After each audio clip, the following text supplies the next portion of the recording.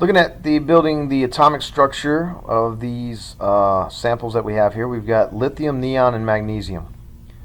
For this one, we have an atomic number of 3, so that tells me that I have 3 protons in it. All right. And because I have 3 positive charges, this atom has to be neutral.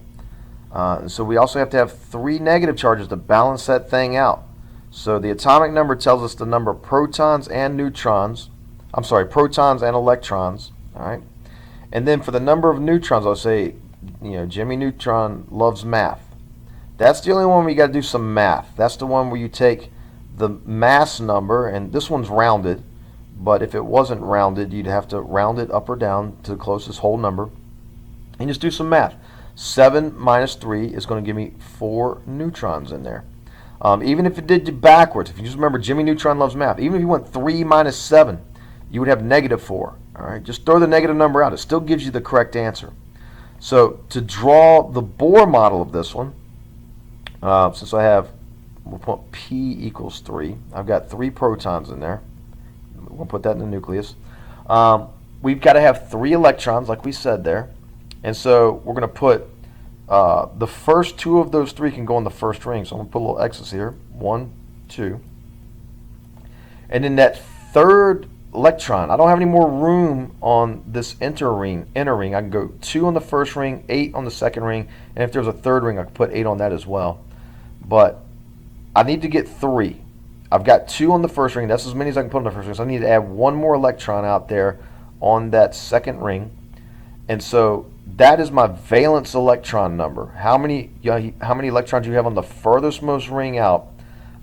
That's going to be 1 electron in this outermost ring. That's the valence electron number. If you were to look on the periodic table, you would see that lithium is in the alkali group, and every single one of those is going to have 1 valence electron on its outermost ring. If you were to look where lithium is also, you would see it's in the second period on the periodic table.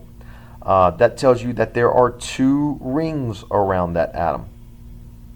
Neon's got an atomic number of 10, and it's got a mass of 20. So again, the atomic number tells me my number of protons.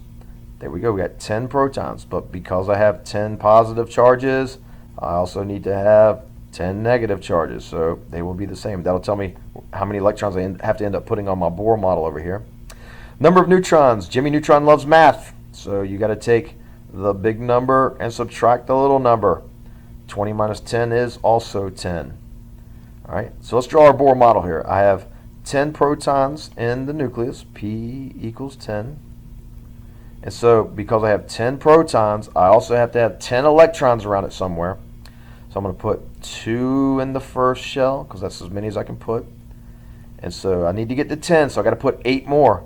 And luckily I can put up to 8 on the second shell, so I'm going to fit them all on there. So you just put 8 more electrons. I like to put them side by side. 1, 2, 3, 4, 5, 6, 7, 8. So that tells me there are 8 valence electrons. The valence electrons are the ones in the outermost shell. Those are the important ones. The valence, that's what describes how a element's going to react, because those outermost electrons are the ones that are going to be running into other elements in their outer electrons. So the ones that are in the middle, they never touch the other elements. It's only these outermost ones, the valence, they're the important ones in chemistry. But because this one has 8, it's over there in the noble gas family. It's already happy. Once it's got a full outer shell, it doesn't want to react with anything. Finally, we got magnesium. Magnesium has an atomic number of 12, mass of 24. So that atomic number tells me I have 12 protons. The atomic number tells me the number of protons. And we can cheat it a little bit because we know that my positives have to equal my negatives. So my electrons also have to equal 12. My neutrons, Jimmy Neutron loves math. So it's 24 minus 12. Well, it just happens to be it's also 12. It won't always be the same. Like over here we had 4 and 3. But sometimes they do end up with the same number, but not always. So let's put these electrons out there. I've got my protons are 12 in the middle, and then the electrons are going to be my electron cloud.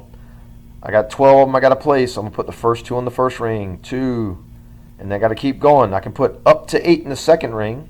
So let's put those on there. 1, 2, 3, 4, 5, 6, 7, 8. And that gives me 2 plus 8 is 10. I still got to put 2 more though. I got to get up to 12. So I'm going to put 2 more on the third ring. And that means I have 2 valence electrons. This, of course, would be the alkaline family. Anything in the magnesium's in the alkaline family, all of those have 2 valence electrons. And if you also look at magnesium on the periodic table, it's going to be in the third shell. All right, because it's in period 3, so it tells me the number of rings that I'm going to have around it. So just looking at the periodic table, you can determine how many rings are going to be around it and how many valence electrons are going to be in that outermost shell. And once you figure that out, all the ones that are inside the shell are going to be full.